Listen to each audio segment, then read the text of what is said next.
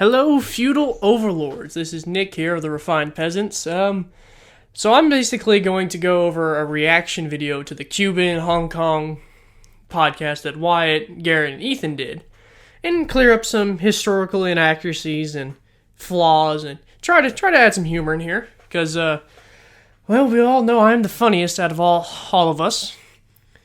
So it's gonna be hopefully a fun ride, and I hope you stick around for it. Yeah, I mean, it just recently got lifted by Obama. No, it's still on. It's still we can there. get buy Cuban cigars now. No, not really, because Trump put I think right now there are 240 sanctions on Cuba on what we can and can't trade. So Obama eased a little bit, but I think the max amount you could trade was $800. So how much cigars can you really buy? I mean, I buy a shit ton of Cubans for $800, but still not like but not on you're a mass scale. So to go into the Cuban embargo, Wyatt is wrong on the $800. I misinformed him there. I needed to check up on it. It's actually $100 only. So what Obama did is he lifted some sanctions. It used to be you couldn't buy any Cuban products and bring them into the United States. Obama made it where you can bring $100 of any Cuban products without being heavily taxed back into the U.S. Now, that was from 2014 to 2019. After 2019, Trump got rid of it.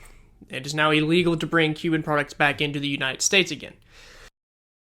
So, to clearance, it was legal from 2014 to 2019. And pretty much from Obama's, when he lifted it, I believe it was 2014 when he did lift it, it was legal to bring $100 of products in to the U.S. from any Cuban products, from whether you were in Germany, anywhere that sold Cuban products. Now, a lot of people say $100 is not a lot. All right, $100 American money, so it didn't matter if it was German or French or whatever kind of $100 American. So you have to adjust for inflation, or not inflation, our dollar versus their dollar. And the biggest issue was that it was mostly cigars.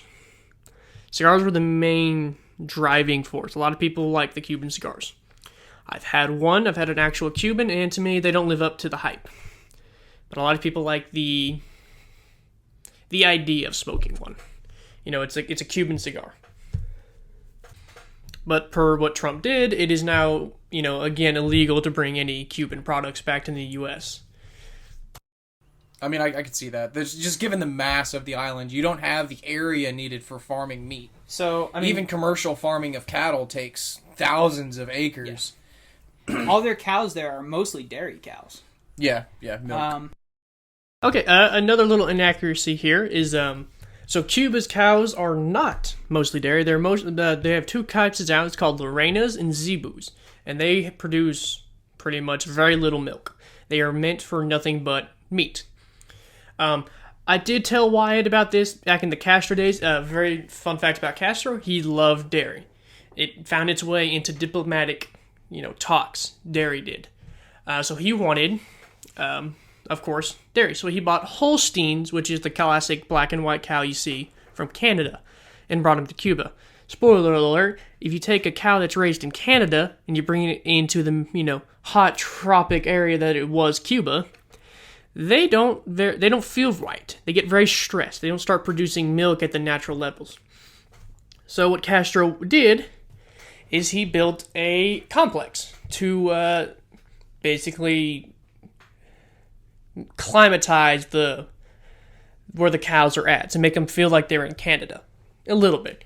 And it didn't really help. So what he decided to do is he took the Lorenas portion of the cows, and he bred them with the Holsteins to make a hybrid cow. And most of it failed, except for one. It's called Uble Blanca, which means white udder. And it produced more milk than the average Holstein Canadian cow. It produced a lot of milk. Castro was euphoric. He loved it. So much so that the Cuban, paper would give daily updates on the cow's health and its milk production. And sadly, when the cow died, Castro built a marble statue of this cow to honor the cow. And a little more tangent, Castro wanted to make cows the size of dogs into so people could have it in their house. And basically his science team told him he was a nut job. Because he basically said, you just grow grass in your house and you have a little doggy cow. And didn't work out so well. But, to go back to the point, though, is Garrett and White are both kind of wrong. They do have cows. Now, of course, most of their probably agricultural is sugarcane and tobacco. But they do have farms. They do have kind of like ranches. But their cows are used for meat. I don't know, since Castro's been dead, if they've still tried to booster the dairy commodity that they have. I think it's been floundering ever since the Uba Blanca died, because they've never been able to reproduce a cow that's a hybrid. But most of their cows are based from meat. That's all they're used for. Go for it. I mean, I will say this. I was listening to Kyle Kalinske. He's a leftist broadcaster, and he hosts the Secular Talk, if you've ever heard the YouTube channel. And he played a clip of Jen Psaki, and Jen Psaki said in a press conference that an invasion of Cuba is not off the table. That is nuts. And I literally looked wide-eyed, and my jaw dropped, and I said, have you lost your fucking mind? But that's, I don't know. But, So, I'm not saying we jump straight to making Cuba the 51st state. But it is for sure an option to me. The fucking what now, Garrett? And that you, Garrett, is being a fucking warhawk. Invading Cuba, oh god. That has its whole other reasons on why you can't invade a sovereign nation. One big deal that most people forget about is the Cuban Missile Crisis. So, okay, most people ask, why did we do an embargo? Well, because Cuba was communism is a big reason. So JFK did an embargo. But a lot of people, so most people know Cuba for the missile crisis and the embargo. So what the missile crisis happened was the U.S. put nuclear armaments in Turkey. Russia saw this. So what Russia decided to do is make an alliance with Cuba. And they put their own military nuclear armaments into Cuba. CIA found out through spy planes. And we get what's called the Cuban Missile Crisis. Mikhail Khrushchev and JFK had what's called the big red phones. And if those red phones rang, it was the other superpower calling.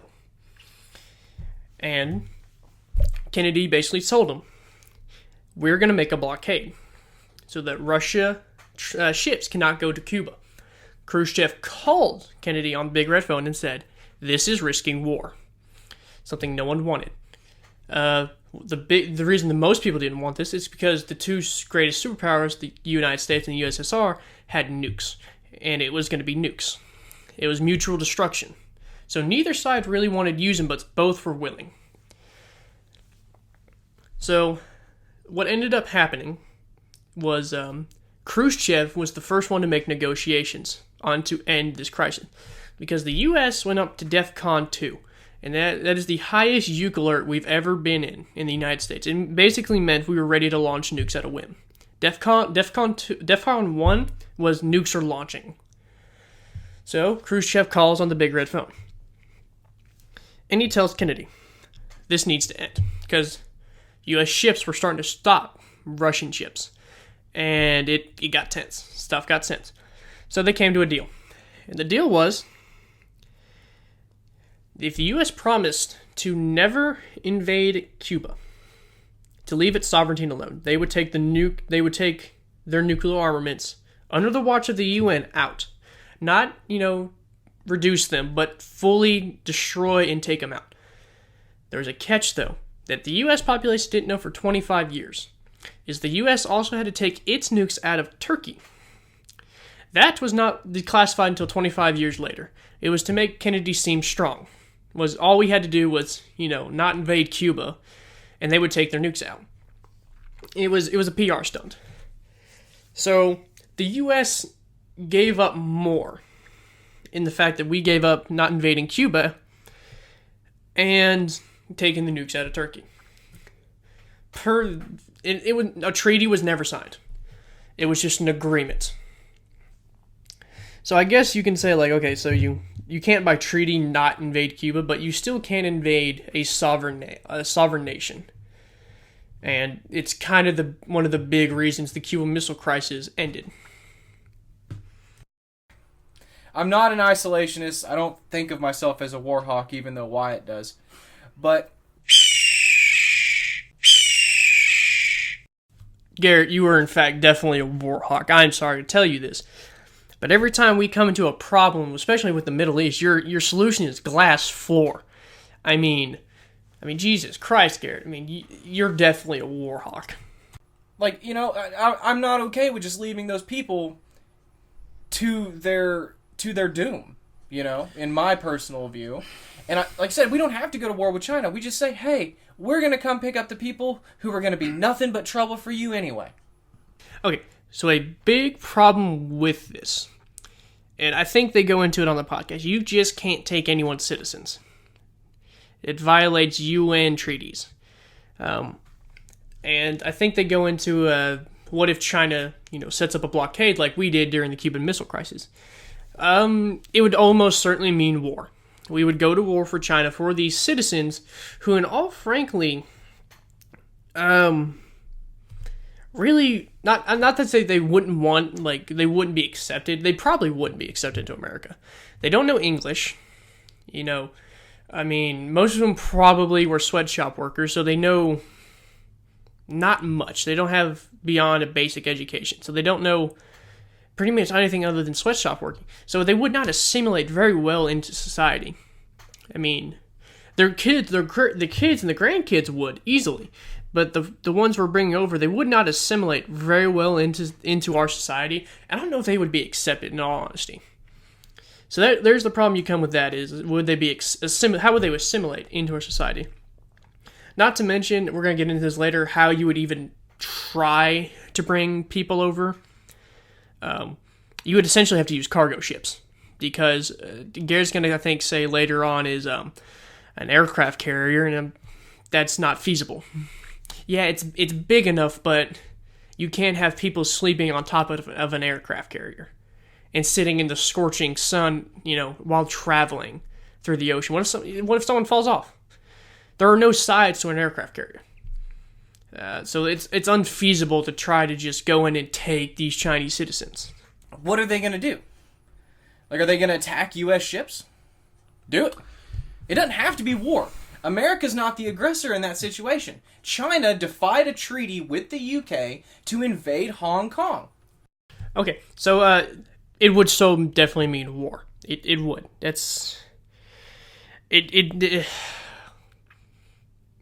So China has the right, sadly, to keep citizens there. And I know he goes into a treaty that they signed with the British. But Garrett's also the one, no offense, you don't believe we should honor treaties that we signed. And the excuse you're going to get from the Chinese government is, that was, I didn't sign that. Same thing Hitler did was, I didn't sign that Treaty of Versailles. I don't have to abide by it. And it's kind of what U.S. presidents did with Native Americans. It's like, well, I didn't sign that treaty, the previous president did, so it holds no weight to me. And that's kind of what's going to happen. And, it most definitely means war. And we would be the aggressor there. We are, it's essentially a guy going up to you in, like, a basketball court and taking your ball and be like, I'm not the aggressor, you just weren't using the ball. It's like, no, you came up to some guy and stole his ball. Just because he wasn't, using it doesn't mean he's not using it later, if that makes sense. No one on this podcast, I can promise you, is more anti-China than me. I promise you. This is coming from the guy who owns the most Chinese shit I've ever seen. Hell, he loves Nike, he loves the NBA, he loves Disney nowadays, he loves how they're remaking every movie. he's at this point. I think he's sucking that Winnie Pooh looking motherfucker's dick right now. All Trump would have had to do, is send the ships and say, we're going to take the people who don't want to be here. Okay, and to go again on this, what ships? What kind of ships are you going to send? Because it is not it's not a leisure stroll through the Pacific. It's a very big ocean. It's the biggest ocean we got. It is going to take some time to take these people from Hong Kong to the U.S. And you can't just send probably one ship, depending on the population. I don't know the population of Hong Kong. But what type of ship are you going to be able to send? That's a lot of money. It's a lot of money also. A lot of people forget. To feed, to one, go and with transportation and get these people, and two, to feed them. They need basic needs. They need food, water. They need a place to sleep, a place to go to the bathroom. They need basic things. I mean, it's unrealistic to really say, like, we can just go and grab these people. I mean, it's a cute idea, but it's unrealistic.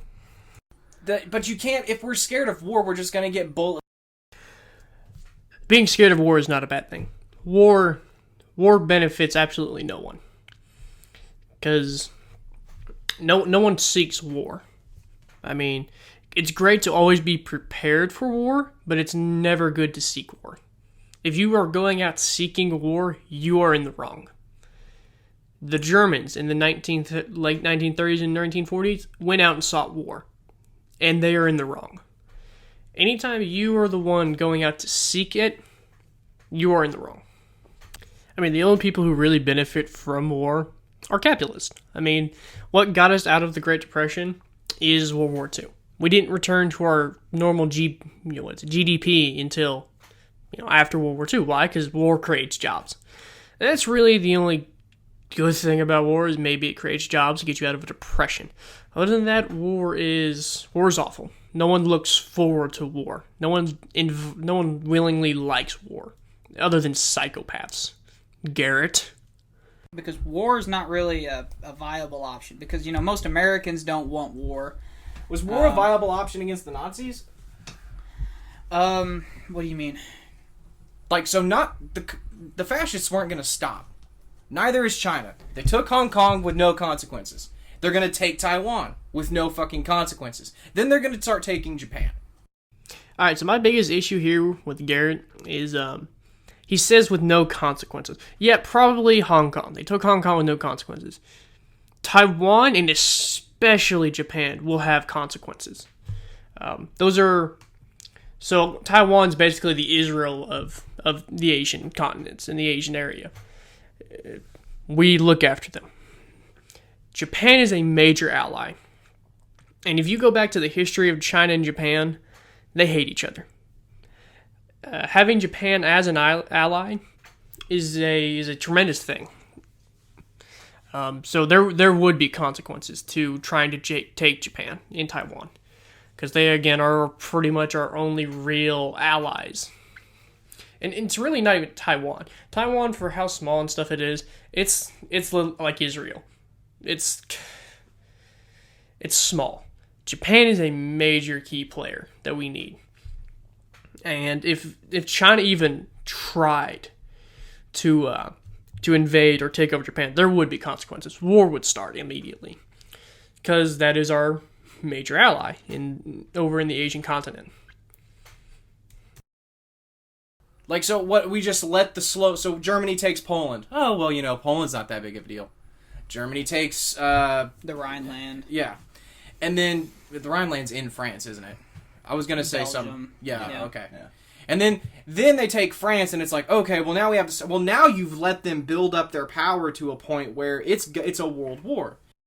All right, lot to unpack here. A lot of inaccuracies about the Nazi Party and that.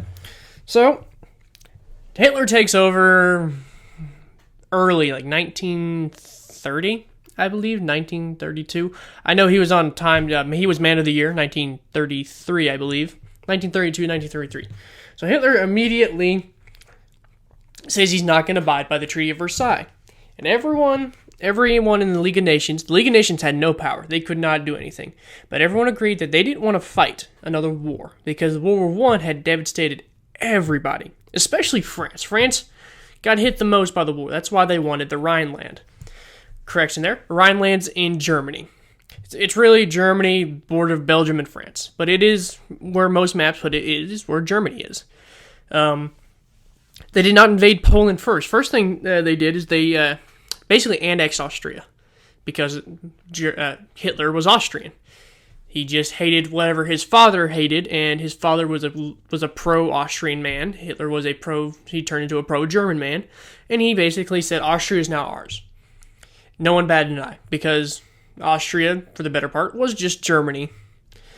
Then he starts taking other smaller countries that he said that Prussia had a claim to. No one bats an eye. Well, then he starts to invade Czechoslovakia. And the British Prime Minister at the time said, hey, hold on. You can't do that. And he says, what if I just take this part of Czechoslovakia, the very tip nearest to Germany, that used to be Germany? And he said, okay, but no more. Hitler said, okay. And so the Prime Minister goes back and he said, and he's like, we got Hitler to back down. And then Hitler invades the rest of Czechoslovakia. Well, shit. And then Hitler invades Poland in 1939 with the Russians. And that kicks off World War II because the British they were allies to Poland. And the British basically told Germany, if you invade Poland, it's a war. Hitler said, bring it, essentially. Him and the Russians said, bring it.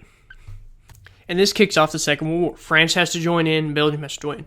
The only difference is Hitler had new tactics. The Nazis started using what's called the Blitzkrieg. It's where they use planes and tanks, and as long as with infantry, and they just blitz through you. And what saved France in World War I was called the Maginot Line. Hitler blitzed through there like it was nothing, like it didn't even exist, and got to Paris like that. And the British, tried their might to fight off the Nazis, but they got thrown into the sea at Dunkirk. And it was pretty much, for a lot of people, they thought that was the end of the Allies, because the only one left was Britain. The Americans weren't in it at the time. They were really just funding. They were sending arms and armaments to Britain. And then Hitler, invades Russia. After he sees the Russians take heavy losses during the Russo-Finnish War.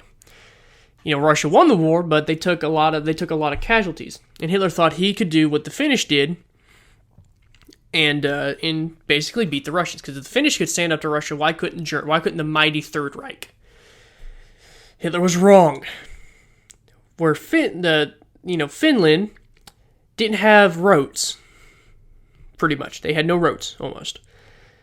Well, there were a lot of roads between Germany and Moscow. And to Hitler's credit, he got to Moscow, he got to Stalingrad. He wasn't prepared for Russian winter. Russian winter hit, supplies stopped coming. And the Russians did what the Russians always done, and they're going to throw bodies until you run out of ammo. And then they're going to overrun you. It worked for them in World War I, it'll work for them now, and it did. And they pushed them all the way back to Berlin. And they got to Berlin first. This is before, America, after America did D-Day landing, and we climbed through France and Italy, and Hitler eventually just lost the war because, realistically, he could have never won World War II. I mean, yeah, he could have forced Britain into peace. If he never invaded Russia, maybe that's the only way he could win, but realistically, once America and Russia got in, it was all over. Don't disagree that war is going to be inevitable with China, if you want the truth. That I don't know if it's going to be a year from now, 10 years from now, 50, 100, I don't know, but it's going to happen. And I think the only way that we stand a chance, meaning the Western world, the Western capitalist world, is to get together, all the European countries, us, Australia. Australia's big against China. They're freaking out. We need to come together. Ethan's not wrong there. The only way I think realistically you can beat China is sanctions. You put sanctions, if everyone in Europe puts sanctions on them, that's the only way you're going to beat them. To his credit, Australia hates China. They have for years. And historically, Australia is really good at fighting. Don't knock the Aussies. They helped us in Vietnam. They were probably one of the better forces in Vietnam, in Korea, in World War II. The Aussies have always been great fighting. They lost to a bunch of emus, so they can beat anyone except the emus, which I've seen emus. I don't think we'd win that war. I think Hong Kong's a lost cause, meaning trying to get it back at this point. It's gone. It's gone. It's gone. Where did it go? Nobody knows. Hong Kong is still there. I mean, we could always take Hong Kong back. That's if we went to war. But like they said, Hong Kong realistically is a lost cause. It's not choose your battles, pick your battles. It's always been the name of the game. And Hong Kong realistically has no value to us. As sad as that is, I mean, the people of Hong Kong probably, if it's true, they love America. They want to be part of our country, but there's nothing we can do, sadly. It is a lost cause. It's not gone, and it's surely not forgotten. We will probably remember Hong Kong. Hopefully in the future one day we can fix it, but realistically it's probably not going to happen. It's probably going to be like it's going to turn into all the other Chinese citizens, and they're going to buy into their government. And for all of the government's flaws, Chinese government's flaws, the citizens at least believe. Here in America, we have a problem with people not trusting the government, not believing in the government. The Chinese citizens, their culture is, they buy into their government. Not all of them. Not all of them. But the vast majority. I mean, the vast majority buy into the culture. It's a culture thing. And sooner or later, that culture is going to take over. And it's going to be the most dominant culture we've seen. Now, if they move against Japan, Japan's a significant ally in the region. Japan is in SEATO. Okay, if they move against an ally like that, then it has to be it's game on. Okay, SEATO was disbanded in 1977. Pretty much, since once the U.S. pulled out of Vietnam in 1973, SEATO was disbanded. There was no reason to have SEATO. I'm not faulting them for this. For a while, I thought SEATO was still a thing. Just like we have NATO, we had SEATO. SEATO was disbanded in 1977. Japan is still an ally. Make no mistake. If they invaded Japan, Japan is still our ally, and we would still go to defend our ally. But so that's the only misinformation is SEATO. SEATO is no longer a thing, but we still have allies there. And I don't know who else is our ally in the Pacific. I think Taiwan is most definitely one of them. But pretty much, we don't have a lot of friends in there. We have literally no friends. South Korea is about it. We have Japan, South Korea, and Taiwan. And really, that means we just have Japan for any military support. We don't have a lot of dogs in the Pacific to fight for us. We have the Aussies down under and the New Zealanders, but that's it. So we would be heavily outnumbered in the terms of allies when it comes to the Pacific fight. If we ever had to go to war with China, people probably hate China, but they also fear China, and they would probably fall in line real quick. We should do what would happen if we did a war with China podcast at some point. It's a good question. What would happen if we went to war with China? Japan would get involved. I believe the Aussies would get involved, maybe New Zealand. Probably South Korea. If we got in a war with China, it'd be catastrophic. It would change a lot. I don't know who would win, realistically, because the problem with China and the U.S. fighting is there is a giant ocean between us, and it wouldn't be like a Normandy where it's a short little trip to invade. There is no element of surprise. There is none. You can't travel that big of an ocean without them seeing you coming. A lot of people used to ask me, why did we island hop in World War II? There's multiple reasons. You need one, rest stops between to refill, regroup, and two, you never have enemies behind your lines. We would have to learn real quick who our friends and foes were if we went to war with China. And honestly, if we went to war with China, it means we go to war with North Korea. We would probably take over North Korea. And most people probably wouldn't see that as a bad thing, going to war with North Korea, except North Korea's got nukes. They can't shoot very far, but they're crazy enough to do it. You're going to get the two Winnie the Pooh looking people to start launching nukes. And to me, the mutual destruction has always been the name of the game. It's always what kept people from launching nukes. Nukes are the greatest offensive and defensive weapon. They keep people from nuking you, but it also helps you'll nuke somebody. Now, no one's dropped nukes on another country since World War II. Doesn't mean it won't happen again. And I pray to God that it never happens again, because Hiroshima and Nagasaki was a tragedy. It was nothing but innocent people dying who had no business dying. But if we went to war with China, it would be a close fight. There would be a few key battles that needed to be won for us to win. Because China, like Russia, has got the age-old tactic, we're going to throw bodies until you run out of ammo. And that has been tried and true, and it will work. It's what basically pushed us out of North Korea when we did during the Korean War, when we were fighting them. We got to a mountain, and the next day, thousands upon thousands of Chinese soldiers ran down that mountain and overran us, and pushed us all the way back to the parallel. That's why we have two Koreas now. Cuba would be an afternoon. We walk in with a few teams into SEALs, and Cuba's done. Communism is done in this fucking hemisphere. Just a few, huh?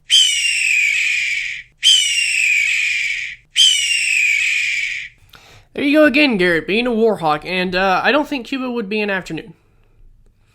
Because no war is ever an afternoon. It takes a lot. You gotta fight through people who don't want you there. And to put it in perspective, Garrett, it will not take just a few SEAL teams, because here's what consists of a SEAL team. 16 SEALs, 2 officers, 1 chief, and 13 enlisted men. That's not a lot of men. That is not. To take over the entirety of Cuba, you're going to need a lot more. You're going to need a pretty heavily armored. Really, the only realistic way you could get Cuba in a few days is bombardment. You send battleships and you can bombard them on all sides. Legitimately, you can bombard them everywhere. And that will pretty much force them into submission. You don't even have to use troops. You'll probably have to use troops eventually if you were going to try to invade Cuba. But again, you can't invade a sovereign nation without the UN basically saying, what the fuck are you doing? They're a sovereign nation. We shouldn't be the goal should not be invading every country we disagree with. We would get nowhere in life if we was like, we'll just invade them. Garrett likes to be like, the left doesn't like to talk. They like to just, Antifa like to throw things at you. Well, you're no better than Antifa, Garrett, if you're just your only solution is invade or glass floor them. And that, by definition, makes you a war hawk. We've tried to invade Cuba, right? We wouldn't even have to. Yeah, we trained their own civilians to sneak in, and it failed. Yeah. We did not send the highest capable soldiers of the United States into Cuba. And the only reason we didn't is because if we did, the Ruskies would have nuked us. So, not being wrong, we didn't send trained men. We trained the Cuban people. We trained some Cuban people. It was the Bay of Pigs. It was an ultimate failure. The Russians wouldn't have nuked us, though. Because, again, mutual destruction. No one wanted to launch nukes. They would, however, start a war. It would be a war. The Berlin, East and West Bloc, that would have been the battle. That would have been the bloodshed.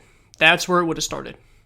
That Berlin Wall would have been the first thing to go, and we would have marched down the Iron Fence, which was Russia's, the USSR's way of, their communist country. I think it's called the Iron Fence, or the Iron Wall, something like that. And that's where the battle would be. It would be Europe again. Europe would take another war, another world war, which no one wanted. No one wanted to fight another world war. But it would lead to that if we invaded Cuba. One, because we just did the Cuban Missile Crisis, where we promised never to invade Cuba. It would instantly lead to war. So you're supporting a military occupation of Cuba? Yeah, 51st state. Garrett, I swear, I'm trying not to be mean to only you in this podcast, but you're really just throwing me up softballs, and I'm hitting home runs right now. I liked how you said at the beginning of the podcast you weren't a war hawk, but bro, you are. You are so a war hawk. You know, your boat idea, I don't hate it with Cuba. I mean, what's Cuba going to do? Go to war with us? No. Little Hitlerly of you there, Ethan. Jesus Christ, just because no one's going to stop you makes it okay? Now, obviously, I don't think Ethan's Hitler. You know, that's just a little joke. But it's basically was Hitler's excuse, was no one's going to stop me, so why should I, not invade Czechoslovakia, Poland, Hungary, all these countries. Why? No one's going to stop me. It's because no one wanted to, really. No one wanted to go to war. But that doesn't make it okay. Just because someone can't fight back, it actually makes it even more morally wrong. If someone can't fight back, then you're even more in the wrong. It's like fighting a cripple kid. Like, I'm the asshole for punching the guy with no legs and missing an arm. No one looks at me and goes, well, it's because the kid couldn't fight back. No, I'm an asshole. Punched a cripple kid. So when Hurricane Katrina happened, Bush allowed a lot of Cuban, first responders to come in here and help us clean up rubble. No. So Cuba did offer. They offered to come and help. Bush declined. I can't remember exactly why. It's mostly because they're commie. But Bush did decline their help. They did offer, but Bush did decline the help. You've elected a communist regime. Yeah, I mean, that's... So we go get the people who don't want to be part of the communist regime anymore, but don't have the ability to vote it out, because you can't vote out communists. Not true. You can vote out communists. It's just very hard. There was a famous guy, you probably heard of him, Gorbachev. Basically, voted out communism. He had two main things that made him loved by people, called glasnost and perestroikas. And it gave people more rights to vote for who they really wanted. He made fair elections. And Gorbachev was arrested, or imprisoned pretty much, by other high-ranking officials of the USSR. What happened was the people weren't happy. So they went to take Gorbachev out of his imprisonment. And this is where Khrushchev of Russia goes along with it. Why? Because he knows the people want Gorbachev. So he knew the best way to keep his power is to go help Gorbachev out. When Gorbachev got out, he realized that everyone around him that the people elected now have just as much power as him. And effectively, he ended communism. You ever hear the famous Ronald Reagan speeches, Mr. Gorbachev, tear down this wall? And people think, well, Gorbachev heard that and he bowed down to Reagan, he sucked his dick, and he tore down the wall. Now, after that speech, nothing happened for 2 years. 2 years, Gorbachev basically it fell on deaf ears. Gorbachev tore that wall down when he wanted to. He got a Nobel Peace Prize because of it, because he said, you know what, we're done. Communism's ending. And a lot of people thought, well, Reagan just outspended communism. No, it was really because Gorbachev saw communism ending, and he saw that it helped no one but the greedy. And so he basically ended it. I mean, when Gorbachev left the USSR, it's literally the date that people agree that communism fell. Is when Gorbachev basically left. What happens when Cuba, the government, says no, and you go against their will? You violate their sovereignty. Then you tell them to get fucked. Oh, shit. Here we go again. That's right, ladies and gentlemen. It's time again for Garrett the Warhawk. Garrett, man, you gotta stop throwing me softballs here. Because I'm just hitting home runs all day. Again, you cannot, they're a sovereign nation. You cannot go against their will. Just because you're the bigger, badder USA does not mean you get to bully the cripple kid on the playground. You're the asshole if you're bullying the cripple kid on the playground. I bet you wouldn't like it how much if someone came to your house and said, I'm gonna take your wife, and you'd be like, well, I don't want you to. It's like, well, I don't give a shit what you want. Okay, so we get a boat, I'm with you. and it sails the 90 miles to Cuba, and it drops a fucking ramp on the beach. A single boat? A single boat. One aircraft carrier, 15 air. I don't give a shit. All right, I keep hearing about this fucking boat. All right, what kind of boat are we talking about? We talking about aircraft carrier? We talking about fucking Noah's Ark? What are we talking about here? All right, Garrett, I get it. Premise. You just mean a boat. You mean any kind of boat. More like you're gonna need a cargo ship. Here's another problem, Garrett. You can't really just one, aircraft carriers don't have ramps. They're for aircraft, not tanks. 2, you can't put it on a beach because It's too big. And Cuba, honestly, probably going to shut down its harbors, so you can't just, do exactly what you want to do. So you're going to have to do like a D-Day and start sending smaller boats all the way up to the shore. And then it looks like a D-Day invasion. Never mind how much time that would take to do, depending on how many people you think want to go with you. So they have to load onto these smaller boats, and you have to take them to said aircraft carrier, which, how the fuck they're going to get on now, I have no earthly idea. Maybe magical space wizards will go whoopity-whoopity-woo, and they'll fucking float up and magically appear.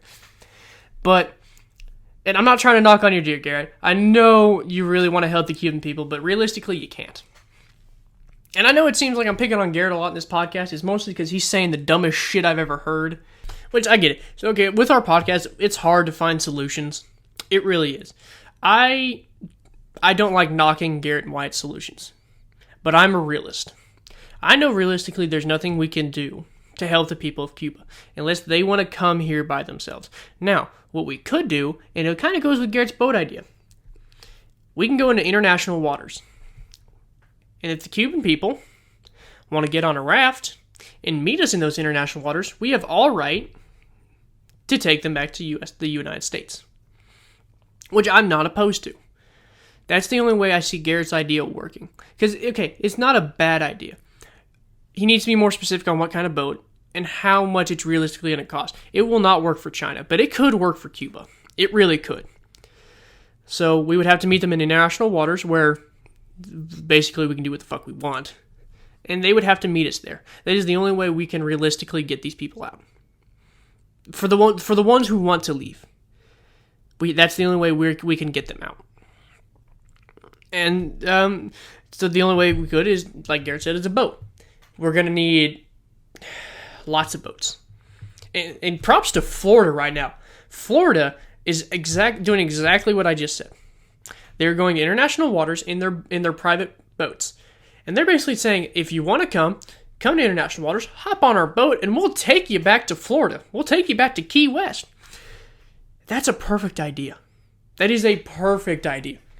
And I think that's more what Garrett and Ethan really want to do. I know I've been busting Garrett's balls more so than everyone else, but his plans have pretty big holes. It holds no water almost with the way he's talking about it. If he fine-tunes it, it works perfectly.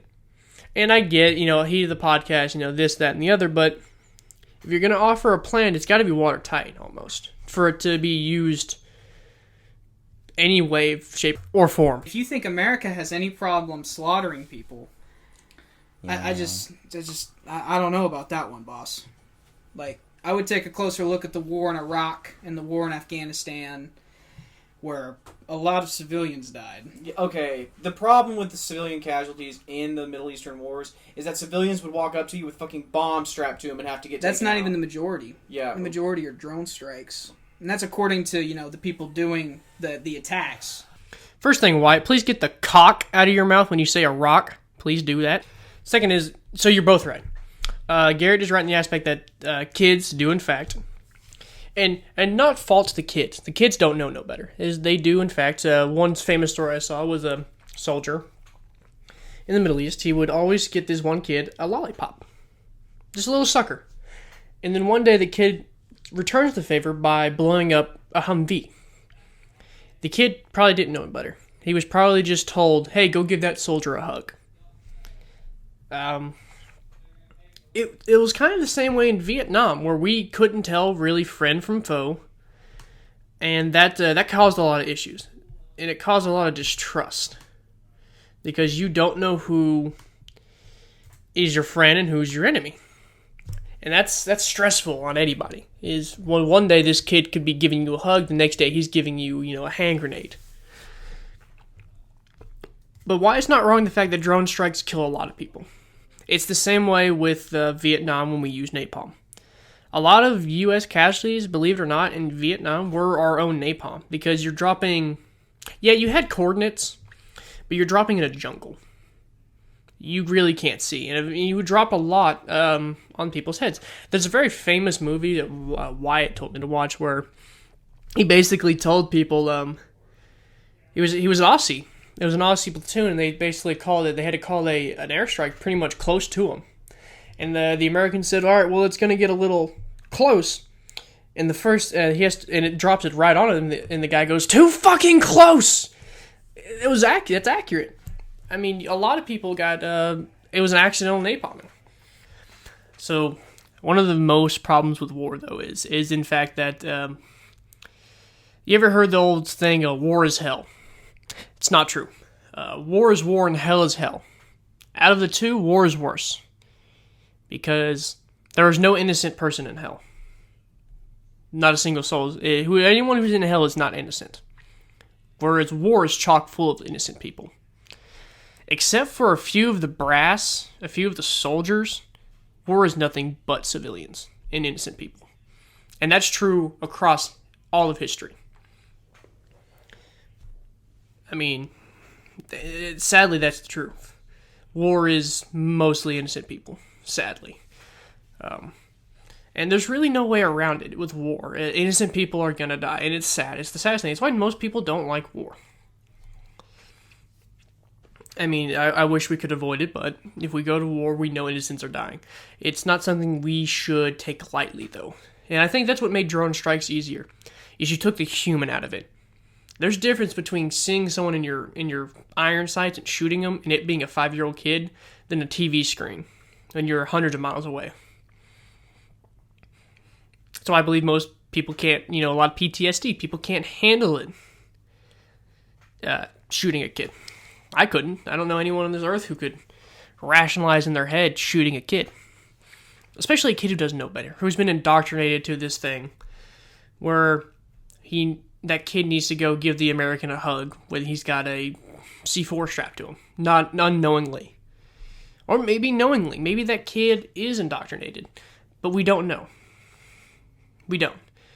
And it's sad, because obviously we shouldn't be out to try to get civilians. But civilians are going to be the most casualties. And that's true for any war. Try to end on a lighter note, because I know I got a little deep there in the end. But, what we learned today was I should go on the podcast more, because apparently without me, they get a lot of history wrong. Those fucking Mongols. And, Garrett's a war hawk and Wyatt's a commie lover. And Ethan's I like Ethan. He's the chillest one.